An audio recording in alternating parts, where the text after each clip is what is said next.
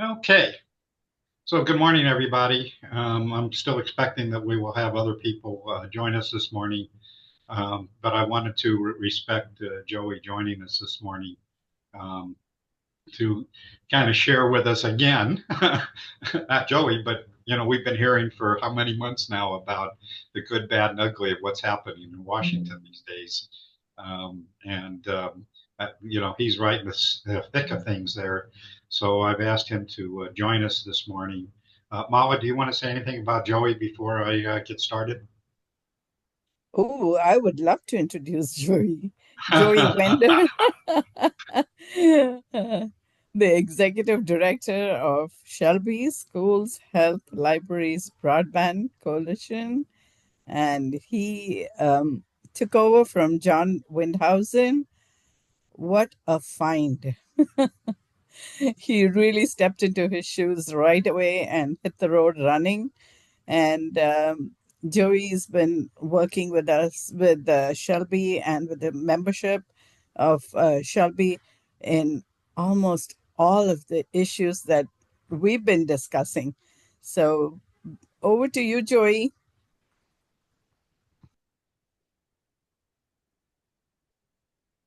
Joey, where'd you go?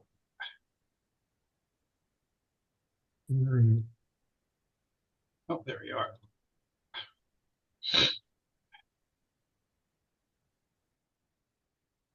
Mala was giving me a beautiful introduction, and then my internet started to buffer.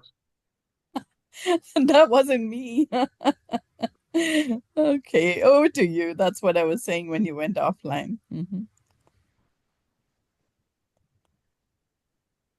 So, Joey, did you have anything you're going to share a PowerPoint or anything, or are you just going to talk from the heart? I'll talk from the heart, and my I'm changing my internet connection. Don't tell me that people have trouble with internet. It always happens when the meeting is titled broadband, right? Really. There's really a great joke there. There we go. That's what I Okay, wanted. great. I think I should be fine now. Well, look, I want to talk about USF, and then, we can just open it up for conversation. Um, there's good news and bad news. Right. I like to say over the last few months, there's a trifecta of threats that's facing the Universal Service Fund right now. Courts, Congress, Commission, right? All are potential threats to E-rate, to rural health, as well as Lifeline and the high cost program. We have, at least to now, resolved one of them, which is the court challenge. I'm sure folks know that there was a Supreme Court case, Consumers Research, that made its way all the way up to the Supreme Court because there was a circuit split because the Fifth Circuit disagreed with the Sixth and the 11th Circuit about whether, in fact, the Universal Service Fund, which is a 30-year bipartisan program, was constitutional. We made it all the way through all arguments. We made it all the way to the final decision, and the final decision could not have been better for us. It was a 6-3 strong decision written by Justice Elena Kagan, which clearly articulated the principle of when and how Congress can delegate authority from itself to an agency to assess a fee. The court case could not have been clearer on that, as well as there was a, challenge I'm sure you all know on the private delegation side, which was there was really two challenges here. One was Congress to FCC, and the next one was FCC to USAC, right? And on both levels, the court was very clear that there was sufficient, at least on the first one, Congress gave sufficient direction, scope, to the FCC to set the fund up, right? Who's going to benefit, who's going to pay in, how it's going to work. It's all in Section 254. And then on the second level, the private non-delegation issue, the allegation from Consumers Research was essentially USAC was some rogue, non-accountable agency that made massive decisions about people's phone bills and assessing of fees.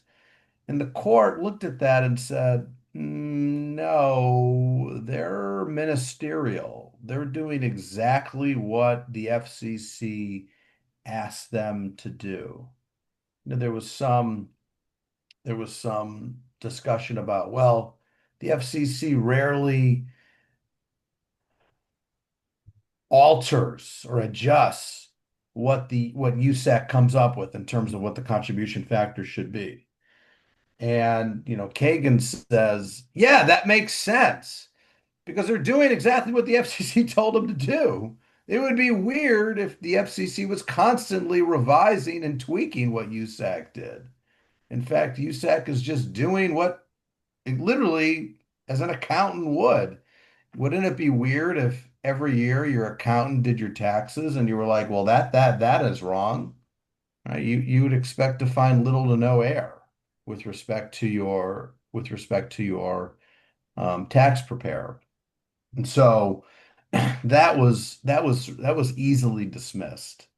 And so the results of the case is it's constitutional. And it's not just constitutional because Elena Kagan said so. Chief Justice Roberts and Justice Coney Barrett and Kavanaugh signed on in full. All right, so this is a strong 6-3 decision. And now everything in there is the law moving forward. And so I think we could rest easy with respect to the court challenge of the Universal Service Fund. Before I move on to Congress and the Commission, Steve, anything more you want to talk about with respect to the court case? Well, I think, Joey, just to further explain that what the next steps are, I know there's some issue, maybe you're going to get to this, about who's going to pay for the USF, because that seems to be the next big question or big issue. Yeah, I thought Andy Schwartzman, who's one of the public interest lawyers in DC, put it well, is that the effect of the court case in many ways is nothing, right? We're right back to where we were 4 years ago when this challenge started. The fund continues, the four programs continue to be funded, and those that benefit continue to be benefited. The hard work is reform, as Steve is acknowledging. Shelby acknowledges that we need reform, particularly on the contribution side. And so what Steve is referring to is it's a fee assessed on people's phone bills, on telephony only. But the amount of people using telephone is shrinking. That's why the contribution factor keeps going up every quarter. So, Joey, just excuse me, I'm sure everybody probably understands, but that was contributions only for landlines, which is why they're shrinking. And now it's time we need to find more money, right? You've got an $8 to $10 billion fund, and you need to find more money, steady, sustainable, predictable money. And so the conversation now, and Shelby's in the middle of it, is turning to, okay, what if you assess a fee on bias? Mass market off the shelf.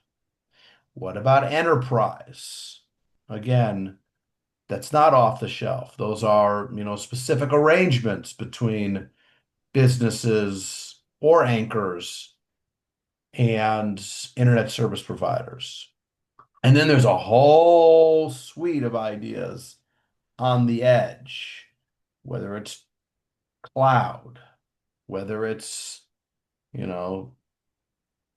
services of software, which is right. These are all, and then you can get to ads, right? And then they're all sort of variations of intellectually, the conversation is becoming, well, what is a telecommunication service? What is transport? What should look like a telecommunication service? What is? And then how do you assess that fee? And so we're going to have the Congressional Working Group will rejoin or restart its work. Hopefully, any day now, they'll open the portal, and that groups like Shelby and others will provide their comments about what the future of the fund will look like. For us, a lot of it will be defense. It'll be how important and essential E-rate is to schools and libraries, how essential rural healthcare is to rural health clinics and the people that live in those communities. So part of it is just retelling our story and emphasizing um, its importance. And then a piece of it will be contribution reform. In the past, we've essentially said we're open to other ideas. I don't think Shelby's going to be the one to drill down and say exactly what it should be. I mean, in the end, we think it should be predictable and sustainable in both an economically and politically viable way. And then finally, our submission, I'm sure, and Mala and Steve, all this, and Randy, there are ways of improving E-rate, right? There are ways to improve E-rate. We had a proceeding, the proceeding under delete, delete, delete, in which we submitted comments. There are problems with pull down menus. There are problems with certain forms, but there are also ways in which we'd like to potentially expand E-rates, right? The cybersecurity pilot is hanging out there. That's clearly a huge need where supply has totally outstripped demand. So should we be providing more money for cybersecurity? There are some they're going to want to do some more digital equity or digital opportunity programming, potentially in anchors. But again, we're open to these things. Obviously, you don't want them to swamp the boat with the core of E-rate, which is the internet connectivity. And so these are all the things that Shelby is going to have to debate internally over the next few months before we submit our comment to the Congressional Working Group. And from there, if you're going to ask me what happens to that group, the answer is who knows? They have no legislative mandate.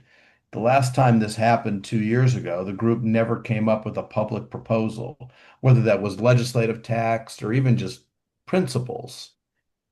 We're 2 years later, we have a different Republican chair. Thune is now leader, and it's Deb Fisher. And so we'll see how far that group can get. And, I think let's acknowledge the chances of it becoming law are pretty small, but whatever the group comes up with does become the basis for action whenever a window of opportunity opens.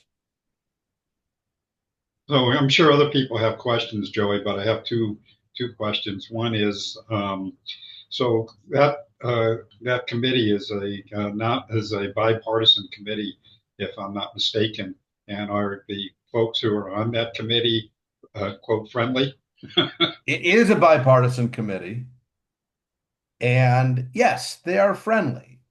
They have different perspectives, though. Democrats and Republicans have different perspectives. I will say, though, as a plug for our fly-in back in April, there is wide agreement with limited but powerful dissension, Ted Cruz, that the Universal Service Fund should be a dedicated funding stream, that these programs are important, that this is a grand compromise, right? This is not just a rural program, this is rural and urban.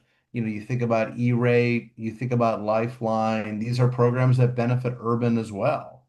And so there is a general agreement, I think, minus Cruz, that you can't just craft, let's just say, a rural program, right? Democrats will not go along with it, right? There's a reason why there's a compromise here, and Democrats support. I mean, I worked for Ed Markey for 10 years, right? I mean, I know all the history, given that he's the author of E-rate.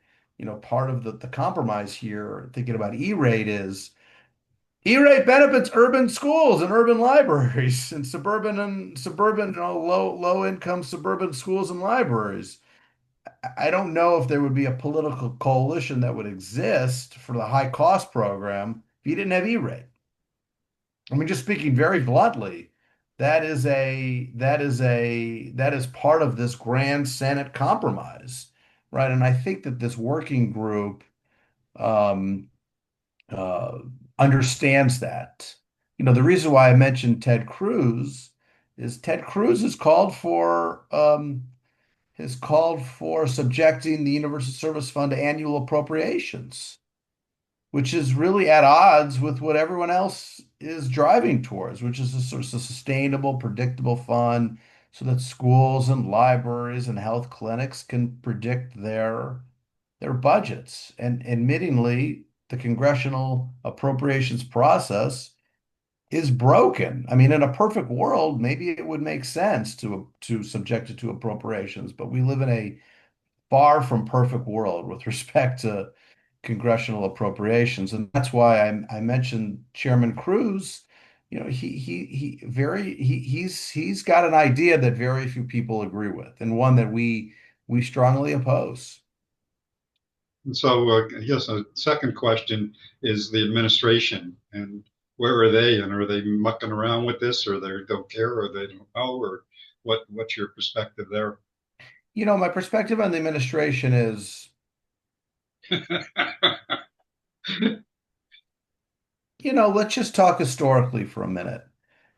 A couple of years ago, Brendan Carr, who was commissioner at the time, now chair, was talking a lot about assessing big tech. He was on a big tech kick, right? He was talking about assessing a fee on big tech with respect to the Universal Service Fund. He was talking about a lot about limiting Section 230, which is a separate issue, but affects big tech. 230 is the liability shield on websites for essentially stuff that's posted on the website. And he was talking about removing some of those liability protections. Now, this is Brendan a couple years ago. Brendan in 2025, it's a little unclear. It's a lot unclear. He has not re-articulated these issues in force recently. So to be honest, we don't really know, you know, and but I will say some of it, Steve, is given that the working group is now up and running, I think most of the action is now going to be in Congress, right? The FCC, I know you've all, the FCC is limited in what they could do with the funds. And now it depends on who you ask, right? Can they assess a fee on bias under the current statutory regime of the 96 Act? Most people say probably. Can they assess a fee on the edge, on transport, on cloud, on ads? On that, there's a much more mixed question about whether under the 96 Act they have such authority, right? And so in that case, it really would take action from Congress. And so, you know, in light of Carr's response to the court decision, which was, we agree, we're pleased, and in response to the reformation of the working group, which again is, that's great. Looking forward to hearing their recommendations.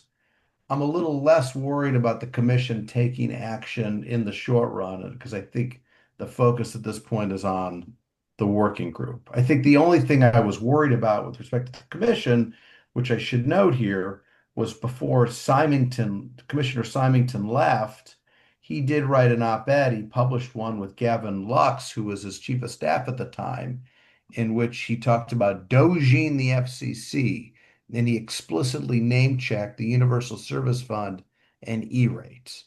But I will note he's not commissioner anymore, and we don't know who the third Republican will be at this point. So that's a big open question. The FCC has not nominated a third Republican. They've also not nominated a second Democrat now that Jeffrey Starks has left. And we could talk about that if you want, but that's the state of play at the commission at this point. Other questions or comments for Joey? Yeah, this is Mark Goldstein. Joey, hi. Hey, Mark. Not universal service, so maybe you don't have as much insight in your portfolio and actions. But on the digital equity front, Yes. two things have happened. The executive branch canceled the entire $2.5 billion in state and federal competitive digital equity grant money that is being challenged in court as having gone beyond the purview of the executive branch. So that's one. But another reflection is in the NTIA BEAD program, where non-deployment funding remains up in the air. States were going to be allowed to use excess funding with approvals for digital navigators and devices and all sorts of things. NTIA has actually been soft on saying whether or not that will now be allowed, but my feeling is they're going to come down on the no side, but wanted to, on those two digital equity funding issues, get your perspective. Thank you, Mark. Thank you for bringing it up. And let me just start by saying Shelby cares a lot about digital equity funding or digital opportunity funding. We've long said that anchor institutions are the places in many ways in which those types of skills and those types of learning happens. And so, the loss of those billions is to use a legal term of art, is sad. It's very, very, very sad. On the DE side, it's a long road. I mean, I think there will be legal challenges. I think there will be a fight, but I think that is a long, tough road to get that money back. Even if you win legal challenges, there are so many ways in which an agency can frustrate and prevent the dispensement of funds. So I'm pessimistic is probably the word I should use about it. That's not to say there will be legal challenges, and there should be. And we stand with our partners at NDIA and elsewhere and all of our anchor institutions, but it's not good. On the non-deployment side, on BEAD, I think it's yet to be determined at this point. Right. I share your fear, right? If you listen to the words of Lutnick, I think we should all be afraid. I also think at the same time, states are trying to be as creative as possible. I'm thinking about anchor institutions too, about I mean, that's deployment, but how they're weaving in anchors, ensuring that they're receiving in the cases they can fiber. And so I don't put it past states to be as clever as possible. It's clear that since this new PN came out a few months ago, most states are being as aggressive and clever as they possibly can to save as much of their program as possible. But it's hard to know what exactly NTI is going to say on non-deployment. And it's something that I talked to NTI yesterday. It's something that we continue to plug and emphasize within that building. Thank you. So, John, I see. I'm sorry. Go ahead, Mark. No, just that. Thanks for sharing that. Appreciate it. So, John, I see that you have your hand raised. Please, when you ask a question, please introduce yourself so Joey will know who's speaking. So, with that, John, go ahead.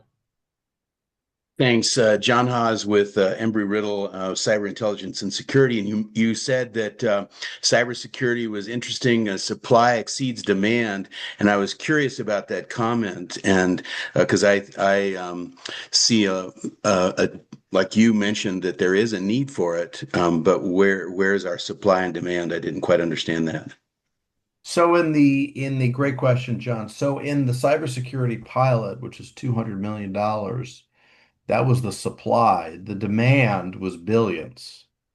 Billions were asked for, right? And so that's the So I see. right. The That's supply, the amount of money compared to what is needed. correct. I see. Okay. And the pilot, has it shown, is there any report on the success or? We're midstream on it right now. Okay. But I think that will be informative or instructive for what changes you make to E-rate. I think that's always been the hard part is you could spend all the E-rate money in cybersecurity, right? Yeah, but clearly that'd be that's where that's the demand, and there's always the tension. Well, you don't want to swamp the boat, right? Where it's important sure. that E-rate continues to pay for the basic internet connections. But I think the Yep. results and proof of the cybersecurity pilot will, I think, underscore the need for more money for cybersecurity, which I think is very important for all sorts of services that are offered in schools and libraries around the country. Yep. Great. And thanks for clarifying. Sure, So, thank John, you. just a comment when you were talking about the demand. So, the demand that Joey's referring to is just those people who applied for that funding. It That's right. doesn't come close to, as you know, to talking about what the real need is out there in terms of cybersecurity. It's just those people who applied for that funding, if I Right. understand that correctly. Great. Other Thanks. questions for Joey? So, Joey, did I see that has Oriole Roth been approved or not been approved yet? Nope. So, do you want to talk about her a little bit or not? Sure. Look, they moved Olivia Trustee, who is the third commissioner now on the FCC. That was a high priority for them because given that Starks and Symington left, they lost a quorum. And there was all this, if you were watching, there was all this chatter about what can you do without a quorum? Can you have a special meeting? There were these peculiarities in the FCC charter. And I said at the time, and I was right, like, he's not going to test them. They're just going to get a third commissioner. They're going to jam her through and get her done. And they did. And so Olivia is a commissioner. When you look over at the NTIA, Ariel Roth is still sitting in the Senate. She's a Ted Cruz staffer. There's been some chatter this week about whether there would be a cloture vote on uh, Ariel Roth this week or next. Your guess is as good as mine. She's being considered for the NTIA administrator. Is that Correct. Correct. so? What do we know about her? If you want to comment. I would just say the past is prologue and look at her positions with Ted Cruz. I mean, but it's Other, clear that NTIA is proceeding ahead with BEAD regardless of whether they have a permanent administrator, right? It's obvious that these decisions are made in Secretary Lutnick's office right now. So I think that's part of the reason why there hasn't been the same level of urgency to getting her there, as opposed to Olivia at the FCC, because Brendan simply could not move items without three literally human beings confirmed human beings sitting at a meeting. go ahead, Randy.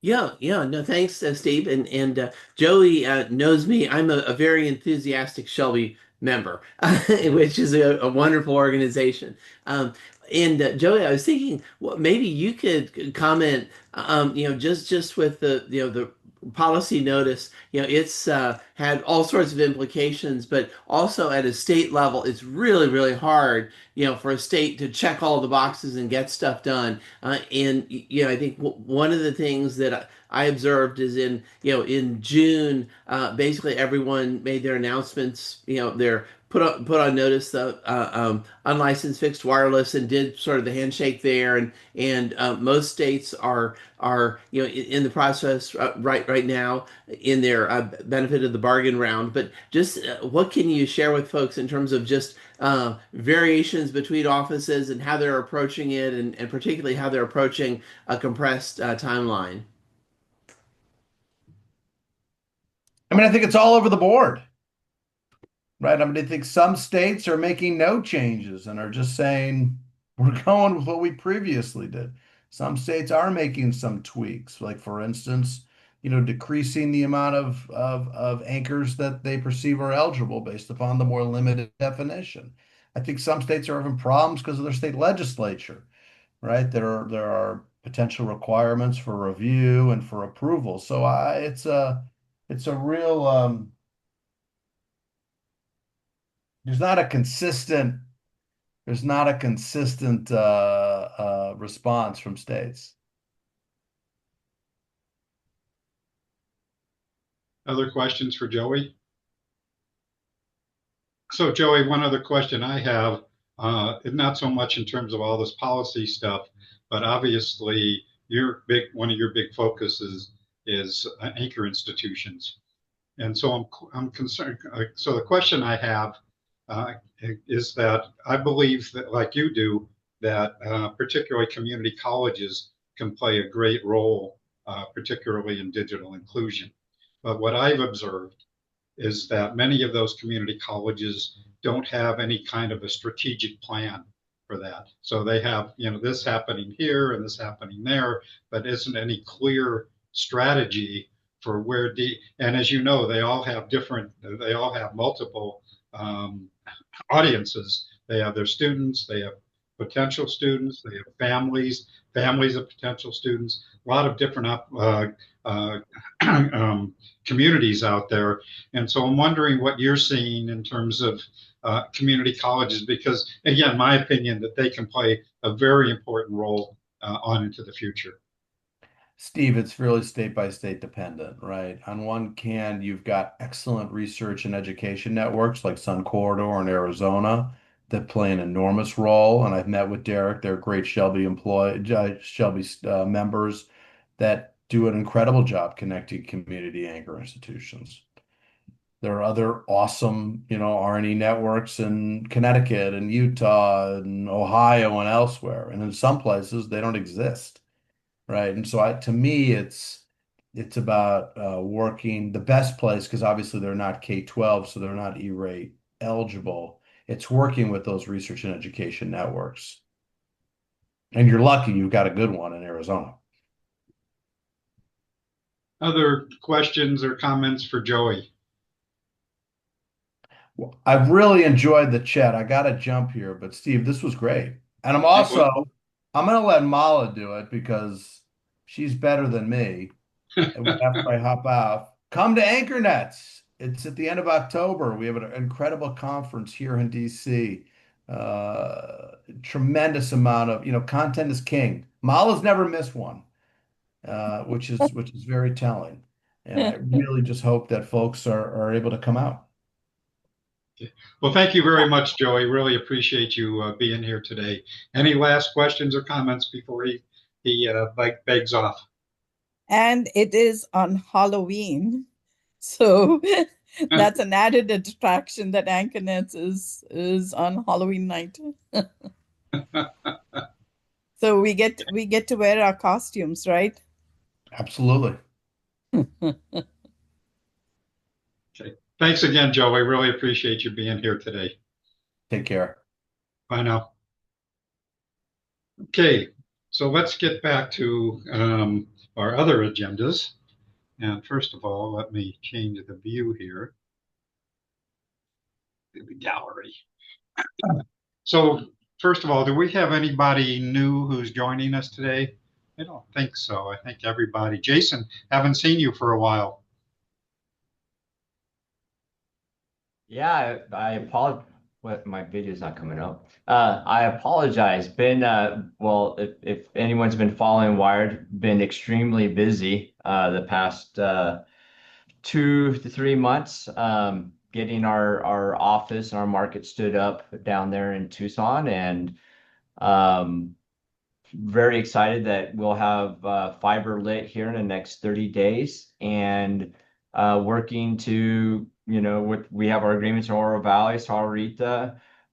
We have agreements that we acquired through Conterra within Pima and a couple others.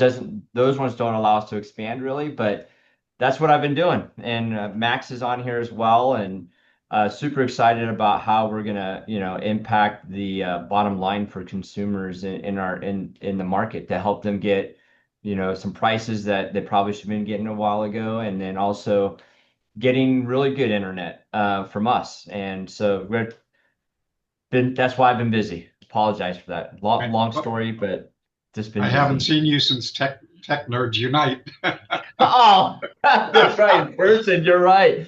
Oh, and saying that, we are working with Joe to sponsor the next one down there. So we're excited about that. Um, yeah, just love being our little small local company growing here in Arizona and having fun. So just for all of you who probably don't know that Tech Nerds Unite is an IT um, coordinating, not a coordinating group, just a sharing group. It's a fun group. They have a great time, get a lot of people show up, and it's just really strictly sharing, collaborating, so Yeah. forth. It's one of the best mixers that I've attended. Just really informal and having a good time.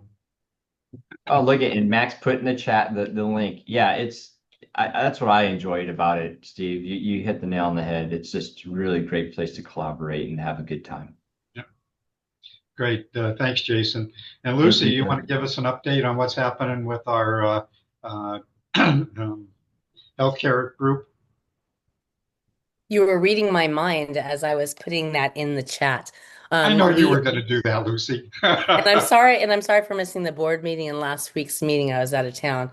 But so there is a health and education task force meeting today at 3 o'clock to 4 p.m. I put the link in the chat, which is basically a calendar link, and it's got a couple different ways that you can come in, either just the via Zoom, or you can go ahead and get a little free membership and then come into our portal and virtual boardroom. But we're trying to make it really easy. We kick this off in April. We are towards the seventh, eighth session. We did not have one on July 3rd. So I feel like it's been a while, but lots of activity happening surrounding getting pilots up at with telehubs, with the libraries, focusing on some rural health success projects, and really kind of focusing on disability um, issues as well. We will be launching a live broadcast coming up here starting in August, which will be a nice platform to bring these voices in and for us to be able to start um, communicating some of these issues to the general public, because I think that we all kind of understand a lot of things, but we need to start like putting it out there so that other people understand the critical issues. I think really from the two big updates I'll just share with this group is I'm happy to report that Dr. Richard Carmona, who's the 17th Surgeon General of the United States, many of you may or may not know him personally because he's here in Tucson, has agreed to come on board as an executive advisor to Force for Health. And so it kind of puts another layer of executive advisory over what we can actually do as a community to work together to make sure that our schools and, healthcare are working more together, and where digital connectivity plays in that. Digital connectivity just plays everywhere. And the other thing that I'll just announce is that we have recently partnered with a group called the Worldwide Association of Disaster Emergency Medicine. And it was just interesting as we were forming that relationship that the Kerrville, right, the flooding and everything was happening in the backdrop in Texas. And so just whenever there's systems of communication, that is where digital connectivity play in or out, right? There's disabilities in or out. So we're just excited to continue to bring high level expertise to the table and see what we can continue to work on. We will be extending it beyond the 10-week session. We were originally just going to kick this off, see how the pilot goes from April to July 31st, but we'll go ahead and continue to extend a bi-weekly task force meeting. So if you click on that link and then you click on the calendar and you add it to your calendar, either Google or Outlook, it'll go ahead and add it to your invite calendar to get it on your deal. So that's my update, and looking forward to hosting anybody that shows up today at 3. Sounds great. Thanks, Lucy, and thanks for your Thanks. work and leadership in making this happen. So Yeah, no problem. Thanks for the opportunity. really appreciate that. Megan, I see you're on. Do you want to say anything about what's the latest with the state library? I'm happy to let Mala give the update. We're Yeah, we're just planning we're exploring expanding some digital literacy software to some county libraries across the state and looking at other ways we can continue to support um, digital inclusion without our navigators for now. Okay. Mama, you have any other updates that you want to share? I know there's other stuff besides what Joey touched on. Anything else that you want to talk about? Not really. I put two links in the chat, both of which Joey touched on. One was Schwartzman's explanation of the USF decision. It's really it's a beautiful explanation, if I may say so. He has summarized it really well. That's the link is there for us to read. And he also touched upon the revival of the USF reforms working group and Senator Lujan's, and I put that in the chat as well. So if anyone wants to keep up to date with that, that's where it's going to be posted. Um, in the meanwhile, I am still continuing to work on our E-rate uh, you know, PIA requests, that is requests for um, the program, for the people who have applied, if they had any questions on their applications or if they needed to understand anything. And that takes up a lot of time because when they ask a question, it requires a little bit of research to see who applied for what and why are they asking this question. Does it not meet with the requirements and rules? So that's taking up time to work on that. And we've got about 11 waves of funding so far. Received a commitment of about 23 million. I think we applied totally for a little less than 100 million this year. So that's what's happening with E-rate. The other thing that we touched that uh, there was a question about was the cybersecurity pilot program. They did have an application withdrawal window, which was on the withdrawal date was on July 1st. That was the deadline set by FCC to permit pilot participants to voluntarily withdraw from the program without any questions asked. And we know that there was a huge demand for it, but there were still 17 people from 17 applicants from the whole of the country who withdrew um, their application. And partly it is because they found that I wouldn't say they had other monies that they could use. They found that this was inadequate. They didn't want to do any half measures as far as cybersecurity was concerned. And so many of them were looking for other sources of funding, which I hope they found. But we don't know yet what FCC is going to do about the money that these 17 people had applied for, whether they are going to distribute it among the rest of the applicants that who had applied, or whether they're going to open a second window for application. So we don't know yet. But the current application window for this was a pilot program where you had to apply first, be pre-approved, and then the ones who were pre-approved had to submit a more detailed application. The more detailed application window closes on September 15th for those who had been pre-selected. So that's what I wanted to add. Other than that, I think Joey covered a lot of ground, and there were good questions for him. Back Okay. to you, Steve. John, are you still online, John Haas? I'm not seeing him. I think he must have dropped off. Bill, I know that you and I have chatted, and I know you really didn't want to speak much today about what's happening and with the wireless issues. But anything that you do want to comment on, and then we'll arrange for you and your folks to uh, come at a future time. Well, I'm working on getting some information. Just wanted to kind of high level give an update on WIA's perspective on the, legislation that's passed with the big beautiful bill. So we're pulling that together.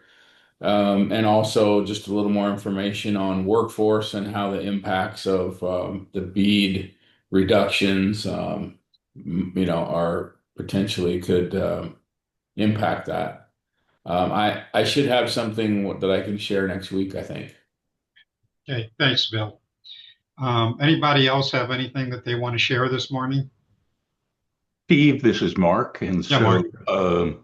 one funding note, and we did talk about this in past meetings, the initial version or versions of the Big Beautiful Bill zeroed out USDA grant funding.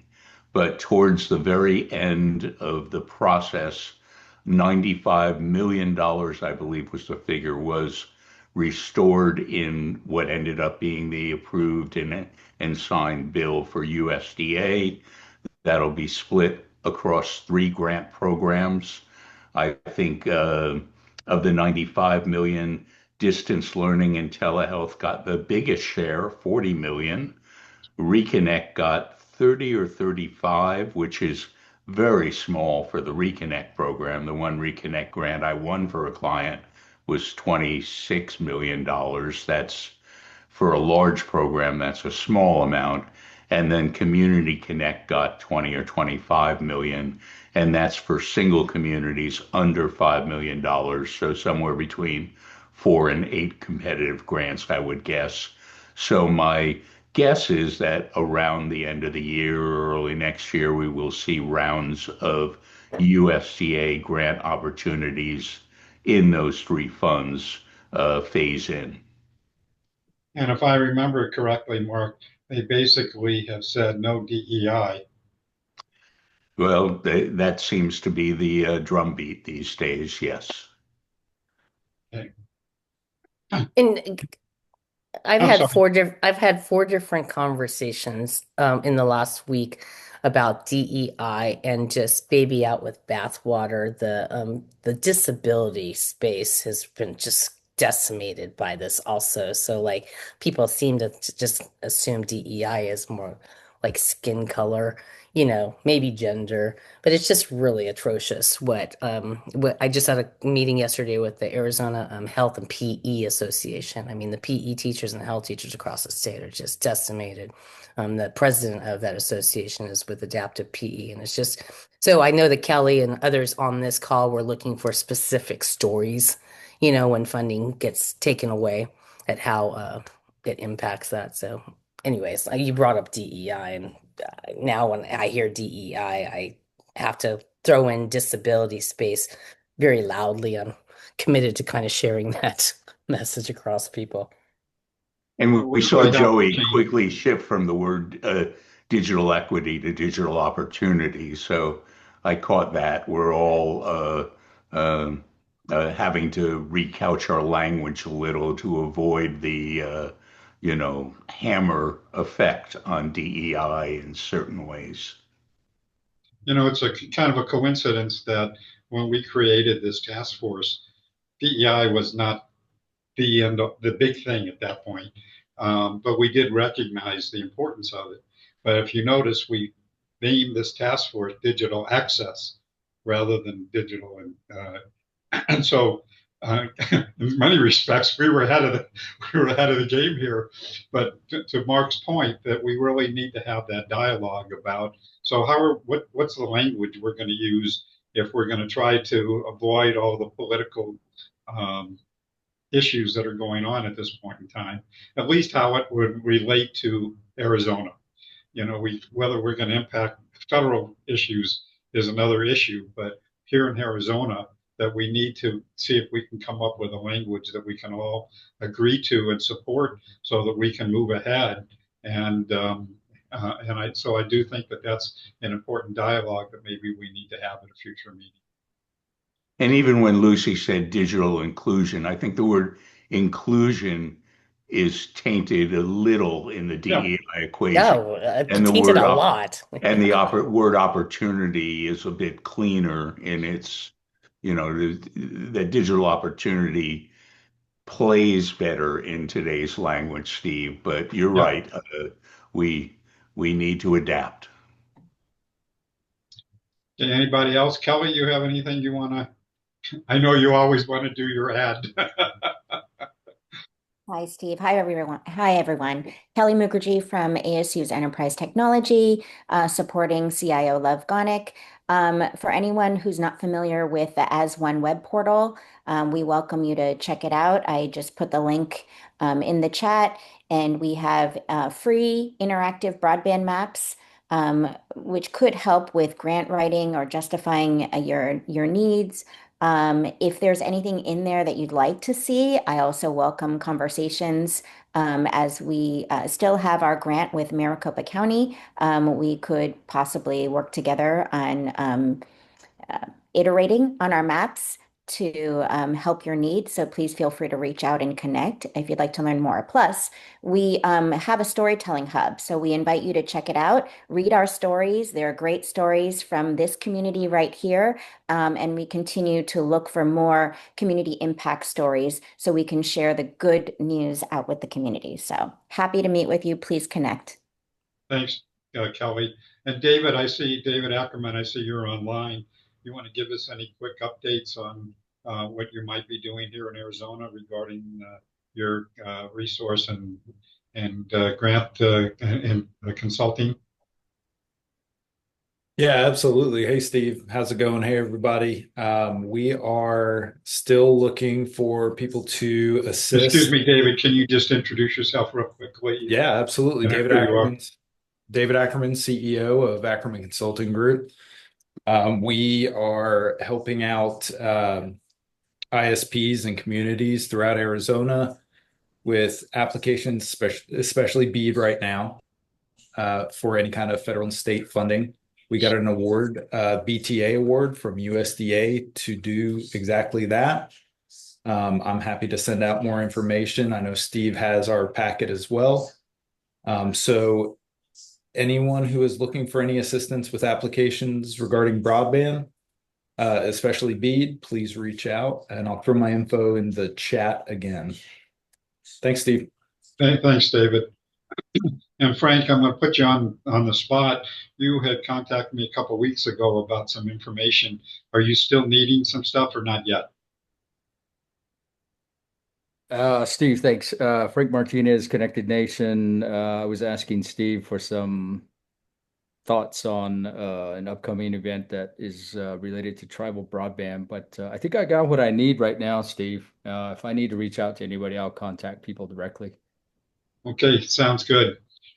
Okay, anybody have anything else before we end for today? Going once, going twice. Well, I'm going to end the meeting. I think we may have done our chatting for today, but I'm going to leave it open for just a little while.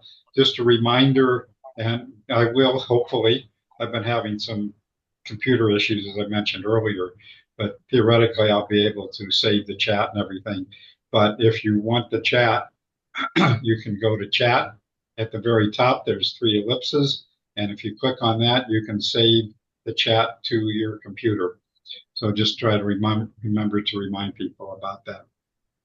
Oh, one last thing. So I am meeting next week with Carlos Contreras, who is head of the Office of Economic Opportunity for the state of Arizona. And we're going to be talking with him about meeting with this task force about if anybody knows about what's happening in workforce development. There's so many things happening, but if anybody's got a kind of a big picture about that, it'll be him. So I'm going to meet with him next week and talk about, more about what we're doing, and then look at him coming to meet with the task force sometime in the next couple of weeks. Okay, anything else? I think we are done for today. Thank you all. Thank you very much.